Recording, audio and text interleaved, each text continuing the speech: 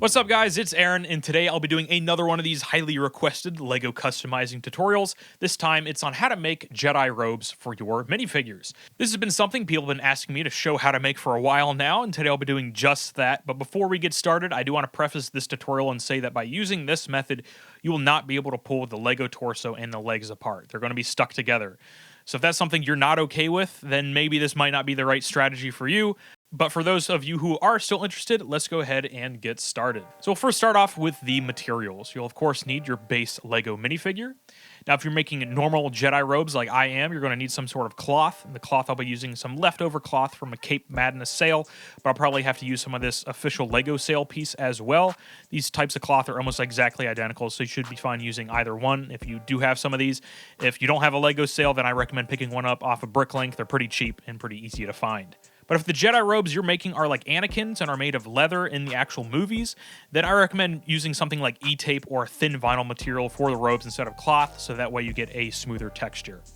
So moving on, you also need some sort of super glue. I'm using this plastic surgery super glue.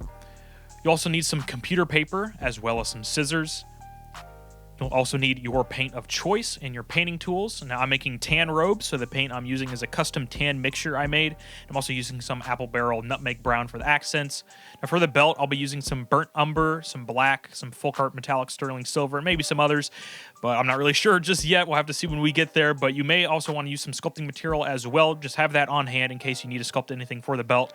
But in this tutorial, we're not going to really be focusing too much on the belt. We're going to be focusing up on the robes. So, moving on to the actual tutorial. First off, you'll absolutely need to prep your minifigure parts before doing any sort of cloth work, because like I said, this figure isn't coming apart after I put the cloth on, so it's better to do this stuff now. I'm working on Obi-Wan from the Phantom Menace, so what I've done here is I've done all of the major paint work on the torso and the legs. Two other important things that I did here is I sanded the sides of the torso to make it more flush with the hip piece, which will also prevent the cloth from bunching out at the sides and making the figure look too fat. And I also carved out the arm socket just a little bit, so the arms are not as tight as they were before, and this way they won't grind against the paint on the side of the torso and on the side of the belt. Now, if we focus solely on the robes and don't count the leather belt, there are four main sections to the Jedi robes. There's the waist tunic, the cloth that comes over the shoulders and across the torso, the overhang beneath the belt, and the cloth belt wrapping around the waist. Now what I like to do is I like to make a draft of each individual cloth piece using the computer paper before actually working with the cloth so I don't waste any. The first part we actually need to focus on is the waist tunic. So I'm going to cut a piece of computer paper out in a thin strip and wrap it around the waist to make sure that it's wide enough and it's long enough. My rule of thumb here is the thickness of this should be about down to where the curve of the legs end. If you start up on the very top of that hip piece and work your way down, should be about that thick. And once you have the right size, use this draft as a stencil and cut out your piece in cloth. Now, I really prefer painting my cloth pieces before gluing them on, so that's what I'm going to do now.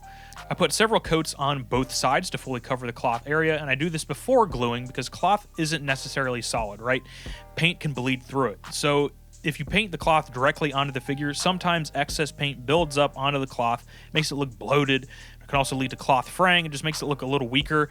So both of these scenarios are not good and don't make the cloth look as sharp as you'd want it to look. So I always recommend painting your main color onto the cloth before you glue it on. Details can wait, but just make sure you at least get that main color down. Once you get this piece primed, glued onto the hip piece, wrap it around, and make sure that the two ends meet in the back somewhere. It doesn't have to be anywhere in particular. It's your choice really to where it meets. I usually make it meet off to the side.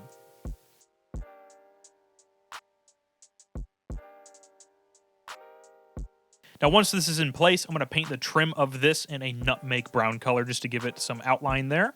Now the waist is done, so we can go ahead and focus on the over-the-shoulder, across-the-chest cloth. Now this one you absolutely need to make some paper drafts of. You can make either both sides separately or just make one and then mirror it, and then when you cut out the cloth piece, not really that big of a deal, just make sure it's symmetrical. So since sometimes a large amount of cloth is hard to come by, I make these pieces run from the bottom of the torso on the front to the bottom of the torso on the back. One very important thing to remember is to give yourself some clearance at the top. You have to make sure that you cut a little curve into this part that wraps over the top of the torso, so that way you have some clearance for the head to actually peg down onto. You don't want the head to get stuck and just, be resting on top of that cloth. You want it to still be able to go fully down on that neck peg. So give yourself some clearance there, cut out a little groove here so you can actually fit your head back on there. Once your draft pieces are looking good, cut these out of cloth and make any shaping adjustments you need to make. Here are what my cloth pieces ended up looking like.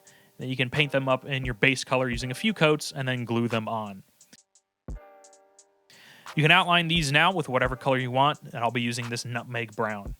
Next, we have to make the cloth bits that overhang beneath the belt. Now, usually this portion of the cloth is actually still, one piece with the cloth that's coming over the shoulders and across the chest, but I usually do them in two pieces just to make sure that I get the right length, and sometimes I don't have enough cloth to actually get that full length, so I usually do them in two parts, not a big deal. I'm just going to freehand these since they're pretty small pieces. The only thing you got to watch out for is just to make sure they are the same thickness as the robes on the torso. Now, like before, paint these up, glue them onto the waist piece, and outline them with whatever color you need to. Now, Obi-Wan only has 2 of these on the front, so I'm only making these 2, but some other Jedi, like Anakin Skywalker, have them on the back as well, so just make sure you're making the right amount that you need to. Once you have these done, you'll need to do the cloth belt. Now, cut out a strip of cloth and paint that up. Once it's painted, glue it onto the figure and cover up all of the little gaps in between the actual torso piece and the waist piece, then between the 2 sections of robes on the front. Now, like the waist piece, have it meet in the back somewhere. It really doesn't matter where. It's up to you guys. Then you can outline this using some paint, and then you are essentially done with this. Now, if you'd like, you can add some wrinkles onto the robes just to make it look a little more detailed, but it isn't really necessarily required. I'm going to add a few on here just to, give it a little bit more detail. The last step is making the actual belt, but this is different on every single Jedi, so I don't really feel the need to explain exactly how I'm doing this, but I'll give you guys a quick rundown of what I'll end up doing here. So what I'm doing is I'll paint a thin strip of E-tape or vinyl, just whichever one ends up working, in apple barrel burnt umber, gluing it on, and then adding the silver buckle detail and the thin belt using a lighter brown paint. I then added on the little capsules in a pouch on the side of the belt using some rolled up sculpting putty and some folded cloth, and then I painted the saber hook on the other end of the belt. Now, after you make whatever belt you need, you are done. Hopefully you guys found this tutorial helpful and informative, but if you guys are struggling with anything, please feel free to let me know down in the comments, and I will try to help you guys out with as much as I can. I still have a fair amount of work left to do on this Obi-Wan, so he isn't quite done yet, but I figured I would do this tutorial now that I'm working on him, just to show you guys how I end up doing these Jedi robes, since a lot of people seem to be curious on how I do that. So stay tuned for whenever I finish him up and some other Phantom Menace figures that I will be working on as well. So if you guys have any other tutorials you'd like to see me make, please let me know down in the comments. I'd be glad to expand on some of your guys' ideas and show you guys how I do certain things, but just let me know. Thank you guys so much for watching, and I will see you guys later.